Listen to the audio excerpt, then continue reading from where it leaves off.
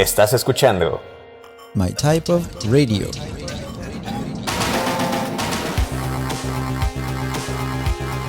Un podcast de desarrollo web en español.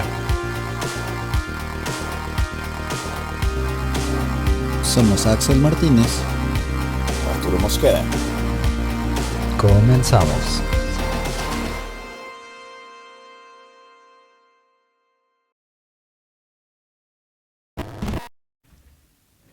Buenos días, buenas tardes, buenas noches. Bienvenida, bienvenido a esta nueva instancia de My Type of Radio. Tu podcast de web dev en español. Soy Axel Martínez y estoy emocionado porque podemos platicar de nuevo con un invitado que ya tuvimos antes. Y bueno, por el título de la instancia ya te diste cuenta que estamos con Posba, con Eduardo San Martín Morotea. ¿Cómo estás, Eduardo? Muy bien, muchas gracias. Un día bueno en París. Aunque Eso. el tiempo no esté tan bueno, pero sí. No, está nubladito. Sí. Ok. Bueno, pues la razón por la que queríamos traerte de nuevo al podcast es, pues uno, nos encantó platicar contigo, pasamos un muy buen rato. Y otro, Muchas porque gracias. también ya fue hace un rato, ya fue creo que en octubre, noviembre de 2021. Y Sí, al menos unos 3 años o más, sí. ahí estamos. Entonces, pues ya pasó en años de tecnología, eso es una eternidad, ¿no? Y muchas cosas han cambiado desde Frontend, entonces. sí. Aún más en Eh, frontend, ¿no? Sí, definitivamente. Así que bueno, pues queríamos platicar. Le pusimos algo así como Piña y sus amigos en 2025, porque bueno, sabemos que tú estás dedicado a diferentes proyectos dentro del ecosistema de Vue. Y bueno, por si no han escuchado la instancia anterior, donde ya platicamos con Eduardo, él nos cuenta un poquito de su origin story y todo. Nos cuenta también cómo es esto de ser un core team member, que está muy padrísimo. Y bueno, esto sería como la continuación a la saga, ¿no? Pero sí, queríamos que nos contaras un poquito. No sé, a lo mejor empezar por dónde está Piña hoy en día, después de lo que se convirtió y todo. A lo mejor que nos cuentes algo de eso. Claro. Pues Piña terminó siendo la versión oficial de State Management de Vue. Creo que en 2021 aún no era, pero no estoy seguro. Tal vez sí. O a lo mejor estaba como estaba hablando y tal. Al final, como durante la RFC, que sería la Request for Comments, que se hizo para Vuex 5, yo estuve bastante activo y fui implementando los cambios conforme se iban discutiendo en Piña. Pues al final, Piña terminó siendo lo que Vuex 5 iba a llegar a ser. Entonces no tenía ningún sentido hacer otra versión de Vuex 5 si ya estaba ahí. Y yo creo que el hecho de tener un nombre diferente, no sé si lo habré comentado, lo he comentado tantas veces, pero creo que es un punto muy positivo. El hecho de tener un nombre muy diferente, porque al ser la API tan distinta de la anterior, cuando buscas documentación, buscas blog post, preguntas en Stack Overflow, pues los resultados van a ser muy diferentes. Claro, y con claro. eso de Piña en vez de Vuex, pues tenemos una fácil migración para la gente. Ahí está la ventaja. Pues, ¿qué más? Sí, claro, eso es lo que me ha pasado. Pero ¿qué más? Hoy he sacado la versión número 3 de Piña. Dejamos atrás el soporte para Vue 2 porque, bueno, ya hace... ¿Cuánto tiempo? Creo que hace un año que llegó al end of life, que se dice. Es decir, que no se soporta más, no hay ninguna actualización para Vue 2 hoy en día. Y bueno, pues será tiempo de dejarlo atrás. No cambia mucho, la verdad, lo que es el código para Piña en sí. Fue una migración bastante fácil de la codebase, que cuando uno se imagina cambiar una codebase con un código un poco legacy, dices tú, qué placer poder quitar tanto código, ¿no? Bueno, aquí no hubo tanto código que remover porque teníamos Vuedemi, que facilitaba mucho el soporte a la vez, o sea, simultáneo de Vue 2 y Vue 3. Pero sí que facilitará algunas cosas para los usuarios de Nuxt, los cuales podían tener algunos problemas suplementarios porque el módulo tenía que soportar las distintas versiones, y como tenemos en Nuxt el concepto de la build phase, y tienen que hacer hay unos plugins que también tienen que pasar por la fase de Vite, entonces tienes que resolverlos con Vite, tienes que cambiar algunas cositas más, y quieras o no, aunque parece que la integración con Nuxt es muy simple, al estar en un módulo para facilitar también y poder hacer una instalación con una sola línea, pues hay alguna fricción en algunos casos según las layers. Como hay tantas funcionalidades, hay algunos edge cases que son difíciles de debuguear y dan unos errores bastante frustrantes. Entonces, eso también debería mejorar. Aparte de eso, es lo mismo. solo un poco breaking change de soporte de Vue 2 sobre todo. Ok. Sí, vi, creo que en el changelog era como ya, adiós Vue 2. Y Sí, además, sí, en la última versión también, sí. Es 2.6 interesante. había, adiós. Sí, un poquito. Que bueno, esto es muy bueno saberlo, que ya tenemos nueva versión, justamente a partir de hoy que estamos grabando, eso está padrísimo. Y bueno, de los cambios que ya mencionaste es algo de lo que nos contaste la última vez también. A veces los cambios que haces como maintainer no son como súper vistosos y digamos al usuario final, al developer que implementa estas cosas, pues a lo mejor no se da mucha cuenta de este tipo de cosas, ¿no? Pero es muy grato saber que alguien está ahí atrás de la experiencia de developer tratando de Sí. que las cosas, pues, como dijiste, vayan sin tantas fricciones, ¿no? Muchas gracias por eso. Totalmente. Se hace lo que se puede. Muy bien, muy bien. Y bueno, respecto a esta parte del soporte para Vue 2, por ejemplo, yo quería preguntarte como muy en particular a ti, ¿cómo veías tú el ecosistema de Vue? ¿Dónde estamos como hoy en día, no? En esta, un poquito mencionar tal vez esto de que existe Vue 2 y Vue 3 ahora. Sí, si no me equivoco, la proporción de usuarios de Vue 3 comparado a Vue 2 ya como que basculó a más del 50% hace unos años. Creo que Nuxt eran los que estaban un poquito más detrás en esa proporción, es decir, que Nuxt 2 todavía tenía un porcentaje, como una balanza un poco más equilibrada, y este año ya, el año pasado, en 2024, ya pasaron más a Nuxt 3. Creo que, si no recuerdo mal, eso está en presentaciones de Sebastián y Daniel, pues ya pasó el 50%.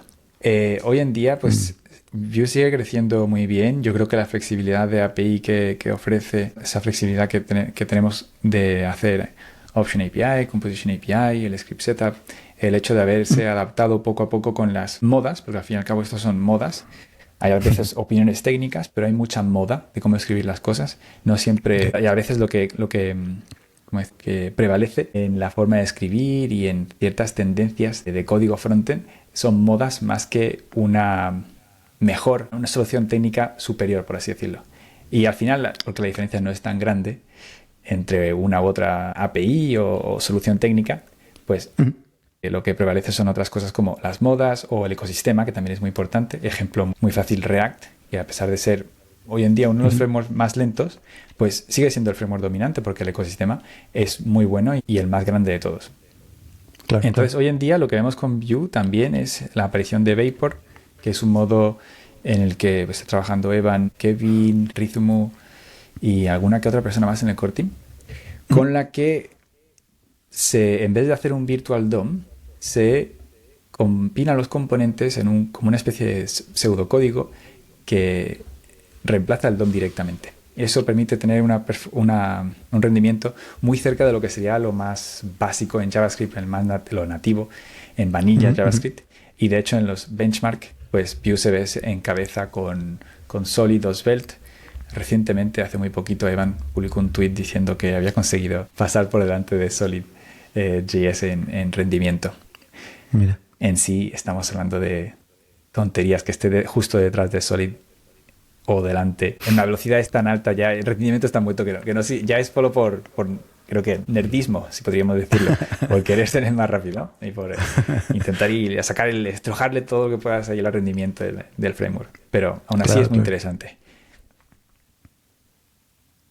Sí, algo de eso empezó a mencionarlo también Evan en el último Vue.js Nation. Vue Nation, creo. Conference. Sí. Hace unas semanitas. Y hablaba un poquito acerca de eso. No lo terminé de ver completo, pero sí hablaba un poquito de esta parte del rendimiento, que es súper como... Es un cambio drástico, ¿no? Al introducir esta nueva... Este approach del Vapor Mode. Y pues se vienen cosas geniales, ¿no? Yo creo para Vue. Y es bueno que... Bueno, creo que es también como la percepción que tenemos de que la gente sí se está moviendo a Vue 3 y no nos pasó como lo que alguien auguraba, ¿no? Que iba a pasar con Python, que pasó con Python 2 y 3 y que de repente ya hubo una fragmentación de la comunidad y afortunadamente pues no sucedió. El ecosistema con estas librerías también empujaron para que pues esto sucediera, ¿no? Que vámonos. El ejemplo pues de piña que ya nos dijiste. Es muy agradable porque creo que lo mencioné la última vez también, es una comunidad que por eso me gusta, porque es como, no sé cómo decir eso, que se va moviendo Menos fragmentada, tal vez. como juntitos, ¿no? Sí, exactamente. Sí. Entonces, Yo creo que el hecho de que que haya un equipo oficial, pero que no sea dirigido por una compañía, ayuda a poder tener siempre un ecosistema estable y al día de lo principal.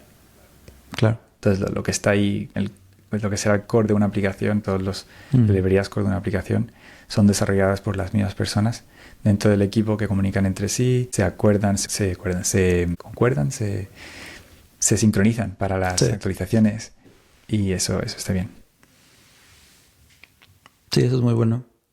Y hablando de las librerías, bueno, sabemos que pues sí eres el autor de Piña y es de lo que platicamos la última vez, con lo que empezamos esta instancia. Bueno, también tienes por ahí otros proyectos que han sido, pues uno por lo menos es crucial, que es el router o el router, depende de cómo lo quieras pronunciar. Sí, ambas Y son los buenas. demás. Sí, también está Viewfire, que bueno, de vez en cuando trabajo en ello. Tuve la suerte de poder trabajar con Google remunerado para seguir manteniendo ese proyecto, porque la verdad es que me he puesto un poco Qué padre.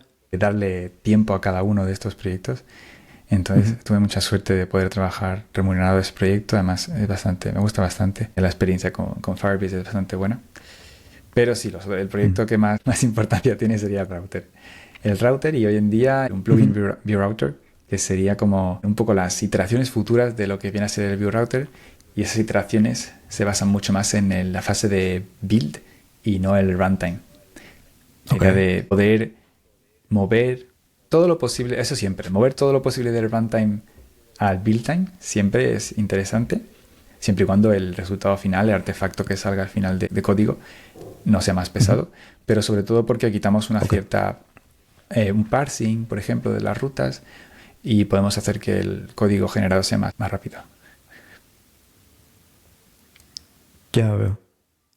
Sí, también porque creo que es algo de lo que se aprovecha, por ejemplo, en los meta frameworks, ¿no? Que es como sea donde nos estamos moviendo ahora. Sí, sí. Que no usas el router así como en vivo, a lo mejor. Bueno, puedes, pero a donde se está como yendo todo el mundo es como a usar estos Nox del mundo para poder aprovechar en lo que se basó, ¿no? Que es pues el router. Sí, sí. La diferencia sigue siendo, por ejemplo, si comparas Vue con React, en React los diferentes frameworks, los meta frameworks, tienen cada uno un router distinto. Porque eso es algo de un punto diferente, es que no hay un router oficial en React, es varios routers. En Vue hay un router oficial y Nux utiliza el router oficial y la idea es de que pues si una persona sabe utilizarlo en Nux, sabrá utilizarlo en Vue y viceversa. Ese conocimiento no se pierde. La idea es que la gente pueda contribuir más a ese router en vez de crear otros routers que se fragmente la comunidad. Entonces, cualquier iniciativa que veo por ahí, yo suelo intentar jugar un poquito a la gente para que contribuya. Decirle, pues eso es buena idea, vamos a ponerlo en router. A veces funciona, a veces no, pero al menos yo voy mirando lo que la gente hace porque pienso que es buena fuente de inspiración. Como por ejemplo el tipado de rutas, que es algo que lo pensé en un primer punto, desde mi punto de vista runtime, con tipos en el que hacía parsing del camino, de la string, lo que sería el literal, un string literal en TypeScript. Terminó dándome problemas de rendimiento en TypeScript, es decir, que el editor tenía un crash del servidor de TypeScript porque los tipos eran un poquito demasiado complejos. Y terminé pasando a un modo build en el que, pues, en vez de parsearlos en TypeScript, me baso sobre una arquitectura de archivos en la que puedo generar en un tiempo muy pequeño, o sea, instantáneamente el archivo de TypeScript, y aquí el rendimiento es mucho mejor porque el tipo es un simple mapa de el nombre y la información de la ruta.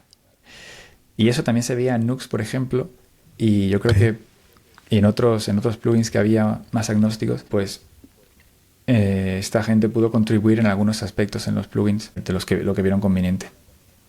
De hecho, hoy en día esto se puede utilizar en Nuxt con una opción experimental, que es Experimental Type Page, creo, como páginas tipadas en inglés, a true, y tienes tipos en algunas las APIs que se puede, el push, el router link, Nuxt link también. Sí, esto quiere decir que en el editor puedes poner que tu router link va a ir hacia algún lugar y ahí va a aparecer como, puedes escoger alguna de estas rutas. ¿Algo así? Realmente, eso mismo, sí. Y si pones un nombre y los parámetros van a estar tipados también, es decir, que no podrás pasar un solo parámetro. Bueno, hoy en día los parámetros son muy simples. Es la próxima iteración de router que tengo ahí pendiente, en la que estoy trabajando. Y solo puedes pasar strings y arrays de strings. Entonces, si te falta un parámetro, por ejemplo, si lo has llamado ID en vez de user ID, pues te va a dar un error de tipado. Eso también es práctico. La de bugs y de horas que nos vamos a ahorrar por poder tener algo así. Estoy seguro. Espero que ayude, sí. Muy, muy bien. Oye, y bueno, ahora eres como el maintainer del router, pero ¿en qué momento fue que Postbus se dedicó como a ser el referente en esta librería? ¿Cómo estuvo algo así como la historia de Piña, pero del router? El router, empecé con el router, en el router hará como 6-7 años, creo. En un principio de Vue no había tanta gente en el equipo, entonces nos dedicábamos un poquito más a mantener todo lo que había un poquito cada persona, como lo veía posible. Y yo me interesé en un momento por el router y ahí me quedé bastante tiempo manteniendo la versión 3 del router, que es para Vue 2. Y empecé a escribir la versión 4 para Vue 3 cuando se empezó a trabajar sobre Vue 3. Y la pude sacar poco después. Y estuve bastante contento con la versión porque conseguí meter más funcionalidades y aún así reducir el tamaño de un 50%. De un 50% no, de un 33%. Lo cual está muy bien en una librería de router. Hoy en día sigo viendo cosas que hacer y al final creo que, no sé si una parte de mí se siente mal porque no he conseguido como montar un equipo y no sé si es porque la gente no se interesa tanto al router. Se da mucho se toma por dado, es como, pues ahí está, eso siempre está y siempre estará. O si porque el código que a lo mejor he escrito es algo complejo, ha acumulado también tiempo y ha añadidos, como por ejemplo el tipado de rutas, complejifica. Sí, agrega mucha complejidad al código de tipado para poder hacer extraer los parámetros, pero en input, porque el input de parámetros, es decir, cuando los pasas tú, pueden ser números también, pero cuando te llegan de la ruta solo pueden ser strings, cosas así. Sí. Ahí ya. Sí, pues es que creo que es el entorno como que no es muy trivial, ¿no? Los problemas que te encuentras tampoco son así como, sí, lo resuelvo en 2 minutos y ya, y hago mi pull request o lo que sea, ¿no? Me imagino que Cierto. algo de eso podría ser. Sí, hay pocos problemas que se resuelven rápidamente y no arriesgamos demasiado para evitar romper. Es decir, no cambio mucho las APIs porque la idea principal es de que sea estable. Entonces, si cambio APIs, tiene que haber una ganancia consecuente, algo que merezca la pena. Por ejemplo, las APIs de data loaders que introducí hace unos años y que hoy siguen en versión 0. algo, pues no rompen nada, son aditivas completamente. Entonces, si no las usas, pues no te cambia el código a ti. Pero si las quieres usar, ahí están. El tipado igual, si no lo usas, el código sigue funcionando. Es decir, que el tipado de rutas fue una funcionalidad bastante consecuente que conseguí añadir con bastante paciencia sin romper los tipos existentes. Fue un refactoring bastante complicado a llevar a cabo. La verdad es que me tomó un tiempo, pero al final se ve muy bien.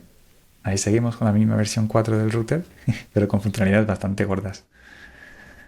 Muy bien, eso es muy bueno saberlo. 2 preguntas. Ahorita que nos cuentes más de los data loaders, porque creo que está interesante esa parte. Y antes que eso, también preguntarte si de los otros ecosistemas, de los otros routers para las demás librerías, Svelte o mismo React, has tenido como alguna idea que dices, mira, ellos lo tienen así, a lo mejor nos conviene.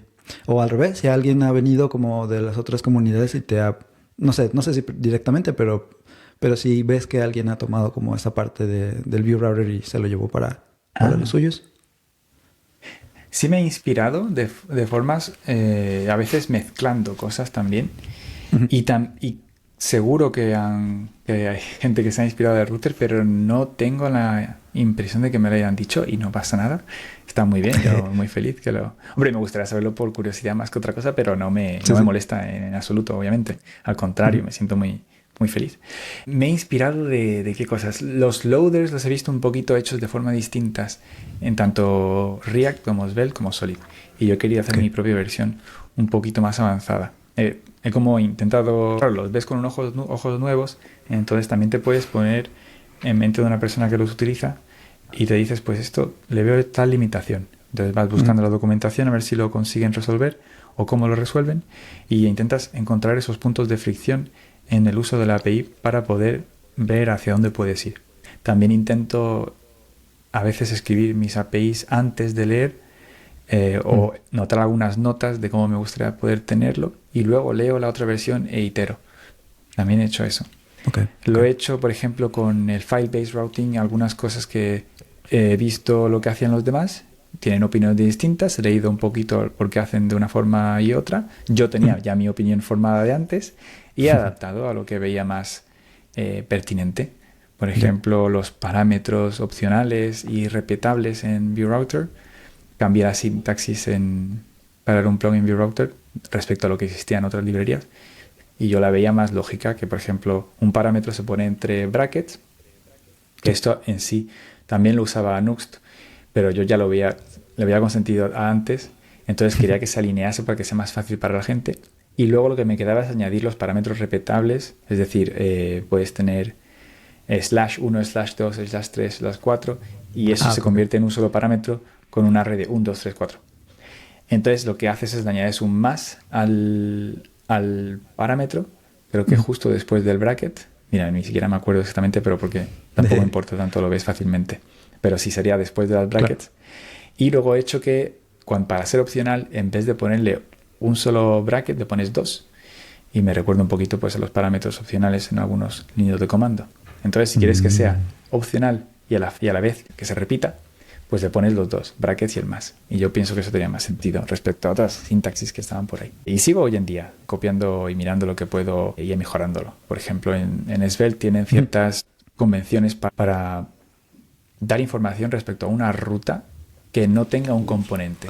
Es lo que sería en ViewRouter para poder dar meta a todas las rutas anidadas dentro de una ruta. Por ejemplo, puedes decir dentro del /admin, a lo mejor el /admin no existe, ¿sabes? No hay ninguna ruta que se muestre en la /admin, a lo mejor sí, pero sigue estando en un array dentro. Y todas las otras rutas, que puede ser pues el dashboard edit, members edit, cualquier cosa, pues le pones metas, por ejemplo, para decir, no metas, pero meta en inglés, diciendo sí. Metadata. Sí. Admin, si controlas el acceso, haces algún fetch de data o lo que sea, cosas así. Eso, pues creo que me inspiraré bastante de lo que tienen Svelte. Digo me inspiraré porque todavía no lo hemos puesto, pero hablo de discusiones primero para ver lo que la gente dice, lo que la gente opina. Pero la idea al fin y al cabo la miro en los otros frameworks. Y digo, a ver qué hacen ellos, a ver lo que opina la gente. Hay issues, discusiones que tienen en los bug reports, que tienen en los GitHub. Y voy mirando a lo mejor lo que crea fricción. Eso es interesante, creo yo, cuando desarrollas una API nueva. Claro. Sí, escuchar a las personas que lo van a usar, creo que sí, vale mucho la pena, es importante también. Y es bueno también que expandas ese como horizonte, ¿no? Y vayas a ver qué están haciendo otras personas. Eso te iba a preguntar si sería entonces una buena idea como alguien que quiera ir aportando más al router, que aquí ya los estamos haciendo el llamado. Hey, vengan, está divertido lo del router. Sí, ¿no? Como qué cosas podrían ser como relevantes o podrían ser como interesantes para los que quieran aportar algo. Sí, generalmente cuando algo existe en otro framework y no existe en el que usas, es porque o no se ha pensado todavía o hay una API existente que lo permite. Y a veces no está bien documentado o lo que sea y puede ser beneficioso hacer una review sobre lo que existe en la documentación respecto a ese tópico y adaptarlo para que sea más claro.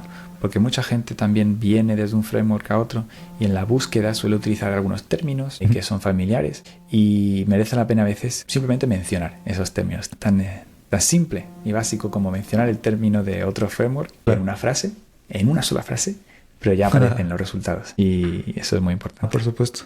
Sí, ya te entendí. Claro. Muy bien. Y entonces nos regresamos un poquito. Y estabas mencionando los data loaders que habías ya integrado hace un tiempo, pero que a lo mejor, no sé si no tienen mucha popularidad o algo, que definitivamente son como opcionales, ¿no? Y no pasa nada si no los usas, pero ¿de qué se tratan?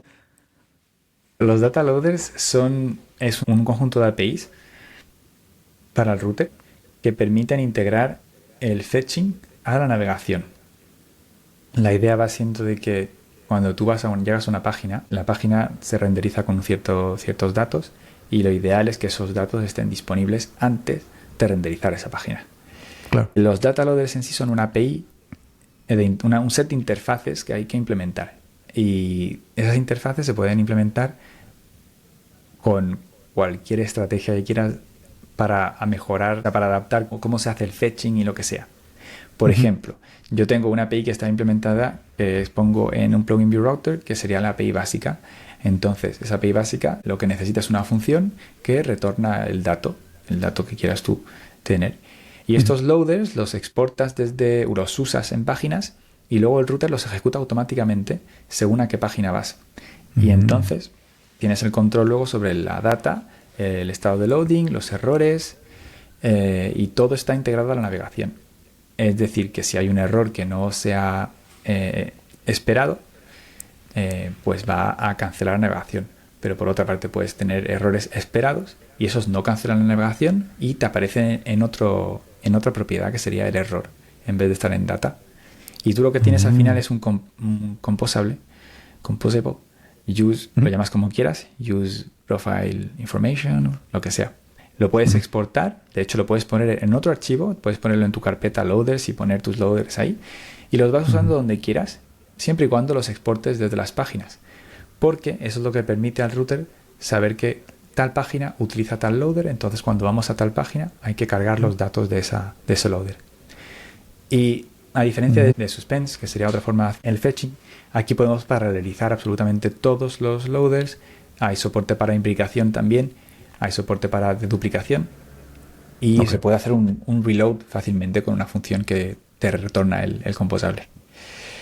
Y es bastante compleja la implementación detrás porque como es un set de APIs y de hecho por eso no está todavía en estables porque todavía estoy probando cosas, ver si la API de base está bien tal y como está. Las interfaces que se tienen que implementar están bien.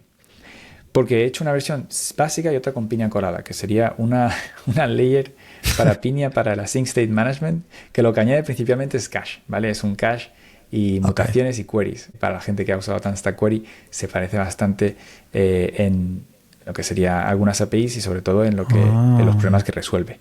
Poder hacer optimistic updates en tu UI, lo que sería cambiar la UI en el momento en el que envías una mutación, por ejemplo, cambiar los datos de un usuario y sin esperar a que la respuesta de este llamado API llegue de vuelta, tú cambias ya en la página lo que sería la página del usuario para que pueda ver esos cambios inmediatamente.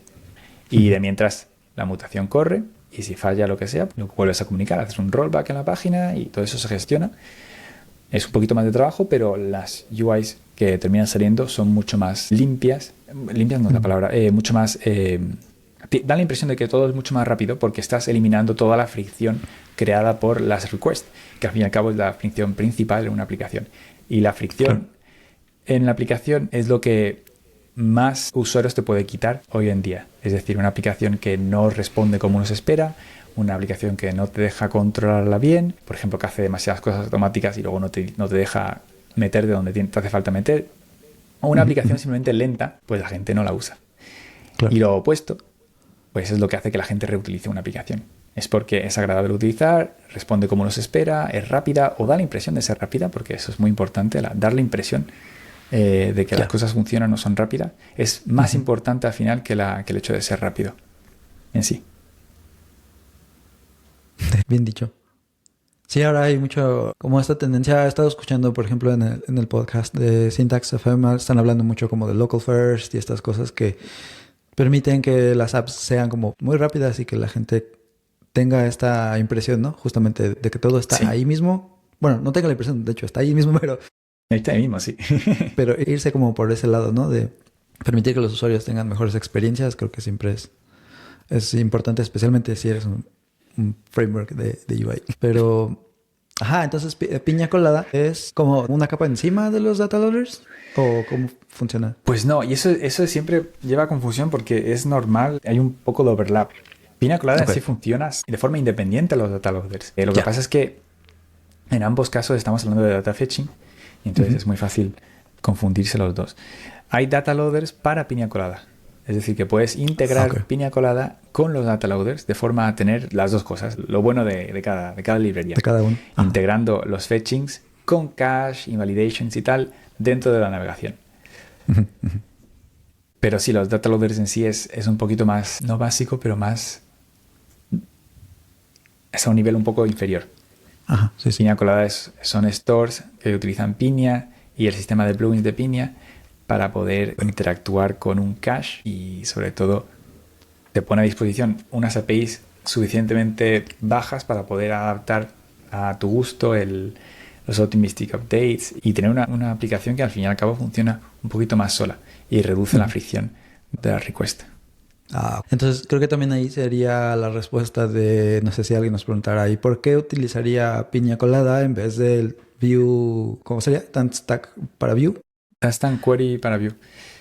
Pues es un poco complicado de responder a esa pregunta. La idea, claro, es que la gente hoy en día nos acostumbramos a ver lo vemos como un producto también en las librerías, pero no siempre son productos. O sea, las cosas no empiezan como productos. De hecho, en OpenSUSE, producto. No es que lo sea, yo no estoy vendiendo aquí nada. Yo creo esta librería porque es mi forma de ver las cosas, es mi forma de usar esa API. A mí me parece más intuitiva. Yo lo utilizo, lo puedo integrar fácilmente con los data loaders. Entonces, sobre todo, trae esos beneficios. La integración con data loaders oficial, pero también un peso mucho más ligero comparado con Instant Query. Una API mucho más simple, muchas menos opciones, que es algo que yo criticaría de Instant Query. Pues tienen ya bastantes versiones. Es normal que hayan acumulado bastantes opciones, pero hay mucha redundancia entre lo que se puede hacer. Se puede hacer lo mismo de bastantes formas distintas. Piña Colada intenta guardar una API mucho más pequeña para que para que sea más ligera, porque influye, pero también para que uno te haga aprenderse las bases, la fundación, en vez de tener que buscar una opción. Entonces tú aprendes las fundaciones y utilizas la lógica para crear lo que te hace falta. Que al final no son muchas más líneas de código, pero sí te requiere pensar un poquito en cómo hacer las cosas. Hay algunas cosas que no son tan importantes, como por ejemplo el rendimiento y tal. Hay algunas mejoras, pero no es significativo en esa parte de la librería el rendimiento. La idea es que en Piña Colada hay un límite de... Intenta utilizar solo una entrada de cache para cada cosa y se reutiliza todo lo que puedas en donde tú, si utilices la query, se reutilizará el data, el estado de loading, todo eso. Entonces la construcción de memoria también es un poquito más pequeña. Y la API de plugins está bastante bien porque te permite pues añadir cualquier funcionalidad que te haga falta sin tener que estar en el core de Piña Colada. Entonces al final la librería pesa como unos 2 kilobytes y algo en Broadly y luego vas añadiendo lo que te haga falta. Órale. Buenísimo. Sí, creo que muy ligerito. Eso, sí. Eso creo que refleja mucho lo que por lo menos a mí me atrajo bastante de Vue cuando empecé, porque era lo que mencionaste de una manera de hacer las cosas. A lo mejor podría sonar como que no hay flexibilidad, pero en esta simplicidad, en este API que ya funciona y que te deja hacer las cosas, con lo que dijiste después, que vienen los plugins, con lo que puedes extender y así. Creo que en como esta experiencia de usar Vue, creo que va muy de la mano con esa ideología. No sé si lo hiciste a propósito, pero creo que es más como la manera en la que se hace en el ecosistema, creo. Pues no lo hice a propósito, pero tal vez sí sea por cómo se hace. Creo que lo llamamos un poco como esta experiencia progresiva, es decir, que no sería experiencia, sería como un progressive approach, algo así en inglés, como no sé cómo sería approach aquí en español para traducirlo bien. Darle un enfoque progresivo al tema. Es decir, que puedes ir añadiendo las funcionalidades conforme te van haciendo falta, sin tener que meter todo para adentro desde el principio. De una vez. Como cuando comprar más de la cuenta y al final te sobra y es malgastar, ¿no? Pues aquí será lo mismo.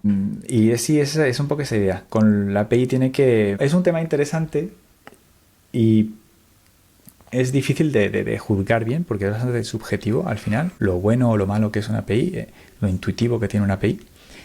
Y a mí me gusta verlo como una API debe ser fácil para todo lo común y conforme las cosas se vuelven complicadas, me parece bien que la API se complejifique más si el coste de hacer eso es que la mayoría de los casos de uso sean fáciles.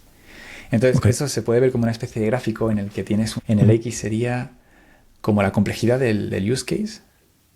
¿Era? Sí, la complejidad del use case o cómo... No, ¿cómo era? Se me olvida. Lo tengo apuntado en alguna slide que he dado. Pero básicamente tienes la complejidad y en otro la ocurrencia de tal necesidad, de tal feature. Se puede imaginar uno que sea lineal, es decir, cuanto más difícil, cuando menos común sea, pues más difícil es y ya está.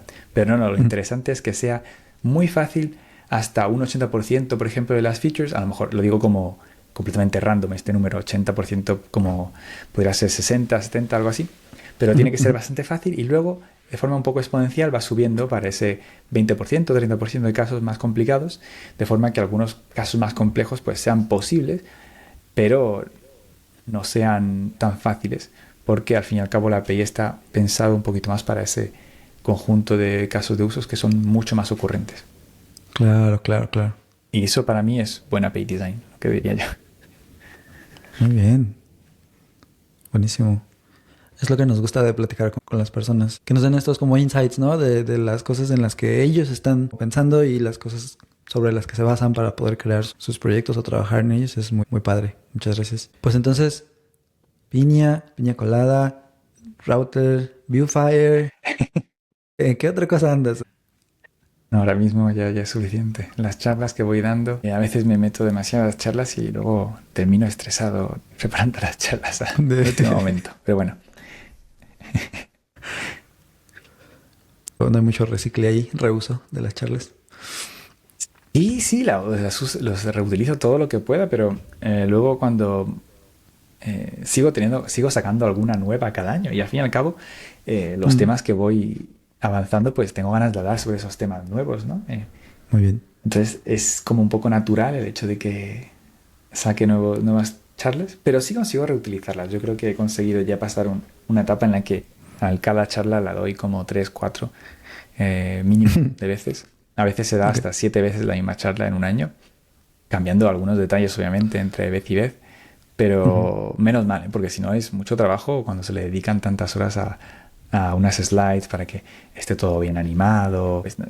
Da un poco de pena como no hacerlas. Y yo creo que además la charla luego te la sabes tan bien que la das bastante bien, ¿sabes? Porque sabes qué pausas hacer, qué partes necesitan más tiempo, dónde indagar un poquito más en las explicaciones, este tipo de cosas.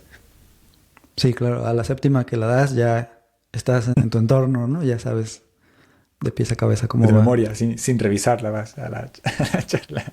Sí, claro. Pero creo que es cierto, de hecho, las he dado sin revisar porque ya al cabo de la séptima te la sabes muy bien. Mira, y hablando de charlas, pues eso, yo estaba viendo un poquito lo de Vue Paris, que es la comunidad, ¿no? Ahí en donde estás. ¿Todavía meetup, la llevas también? Hay un meetup Sí, ahora mismo no estoy solo. Afortunadamente hace 1 año y medio se nos unió Elise. Bueno, se me unió porque yo estaba solo. Elise y hace también poco Florian y creo que tenemos otra persona más. El caso es que somos 3 o 4 hoy en día organizando y sinceramente se ocupan más ellos que yo de organizar el evento. Yo intento ayudar todo lo que pueda, pero me cuesta un poquito más encontrar el tiempo. Pero para mí era muy importante eso, poder encontrar gente que tome el relevo del meetup y que lo haga bien.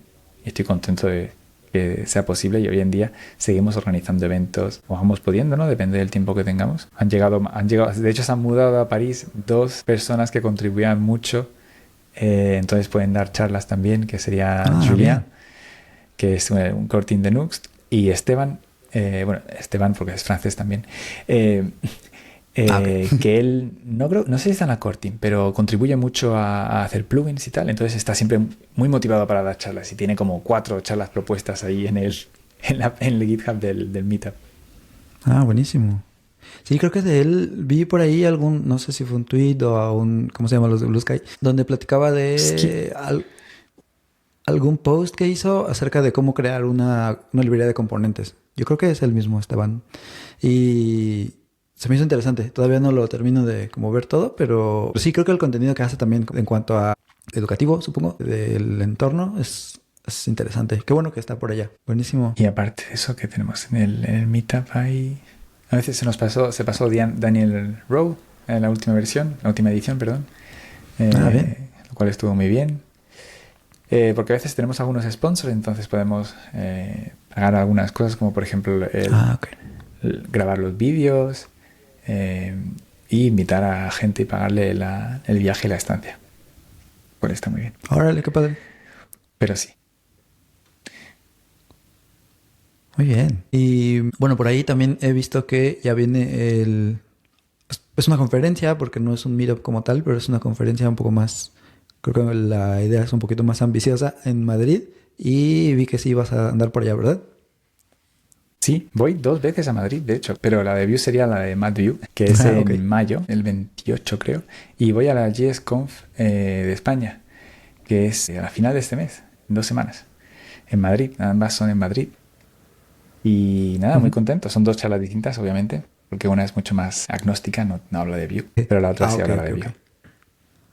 Ah, perfecto. Bueno, por si alguien quería saber dónde iba a estar Poza en los próximos días, por ahí va a dar algunas charlas y las va a dar en vivo. El 1 de marzo en Madrid y 28 de mayo creo, en Madrid también.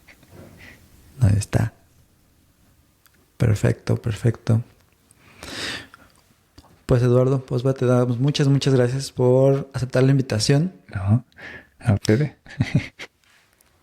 Yo creo que sí cubrimos los temas que medio queríamos platicar, más o menos de dónde veías tú a Vue en este año y cómo estaban tus proyectos, en lo que estabas. Pues no sé, ¿tienes por ahí algo más que nos quieras compartir al respecto? Tengo muchas cosas siempre que compartir, pero creo que sí, que he hablado de casi todo. Lo único que queda es mi curso Master in Pinia, que saqué hace un año, lo saqué. 1 año y medio más o menos. Bueno, el nombre se llama Master in Pinia, pero en verdad es un curso sobre Vue. Lo que pasa es que está mucho más enfocado en estado y gestión de estado. Entonces hay una parte en la que se habla mucho de Pinia, pero también construimos Pinia desde cero, hacemos una versión simplificada de Pinia colada y hay muchos ejercicios y se aprende mucho de prácticas de Vue con estado, de inyecciones y bueno, tenido buen feedback de momento con el curso. Tal vez ponga al día cuando haya que poner al día con algunas cosas de Pinia, pero de momento sigue estando al día, incluso con Pinia 3. Así que sí, eso es lo único que me queda por compartir. Lo demás ya me lo ha sacado todo. Mira, muy bien. Oye, pues yo compré el curso y lo empecé. Algo que me gustó... Sí, es verdad, me acuerdo que te vi desde ahí. Lo digo, pero en verdad me acuerdo de ver a Axel en los... fuiste de los primeros, creo, ¿no? Creo que sí, fue al principio. Sí, creo que fue como preventa porque todavía lo estaban creando, faltaban como algunos capítulos y así. Sí, me queda pendiente pues este curso de Master in Pinia y las certificaciones de Vue porque también me aventé, pero no he hecho el tiempo para terminar nada. Pero a lo que iba con lo del curso era, pues se nota la dedicación que le has puesto a ese curso porque pues también creaste material como específico, pero además el entorno de donde los que tomamos el curso podemos ir como a hacer los ejercicios y entonces vamos a ir como a la par, ¿no? Y todo eso pues se nota todo el esfuerzo que le has puesto. Entonces, por si alguien está como dudando si comprarlo o no, yo definitivamente lo recomiendo, aunque pues también tengo que reconocer que no lo he hecho completo. Pero sí, es un curso de mucha calidad y les conviene. Gracias. Bueno, entonces ese sería el Shameless Self-Plug, una de las últimas secciones que tenemos, ¿o tienes por ahí otro plug? No hay otro plug. Ok. ¿Y qué tal una recomendación random o un pick que quieras compartir con los demás? Un pick. A ver, recientemente... ¿Una sola? De cualquier cosa, ¿no? Sí, ya dijimos como una película, un libro, un autor o una receta de cocina. La última vez nos compartiste una receta del arroz con leche, si no me equivoco. Sí. Hoy diría yo que me he vuelto a poner a escuchar álbum de cuando era más pequeño, de música. Bueno, sigue siendo drum and bass, o sea, es un poco particular también como tipo de música de escuchar, pero mientras el programa está bien porque es bastante fluido. Y sería Pendulum, que es un grupo bastante antiguo. Y el álbum es Hold Your Colors, un álbum que tiene su tiempo, se puede escuchar de principio a fin, y se van encadenando no perfectamente como en otros álbumes, pero está muy bien. Ok, Yo lo ok. recomendaría. Ahí está. Muy bien. Pues lo vamos a poner ahí en las notas del show, junto con pues todos los demás links que podamos encontrar al respecto de lo que platicamos. Y te agradecemos de nuevo muchísimo por habernos acompañado. Es una lástima Gracias que por no la te invitación. llamamos antes porque siempre es bueno platicar contigo. Y pues mucho éxito para lo que viene en tus charlas, en tus Muchas proyectos gracias. y bueno, ojalá que encuentres a más personas que quieran entrarle al router. Sí, ojalá. Gracias. Y pues muchas gracias a ti también por acompañarnos hasta el final de esta instancia. Recuerda que puedes encontrarnos en un montonal de plataformas y también en nuestra propia página web, que dejamos los links para todo. Y nos escuchamos en la próxima instancia de My Type of Radio. Bye.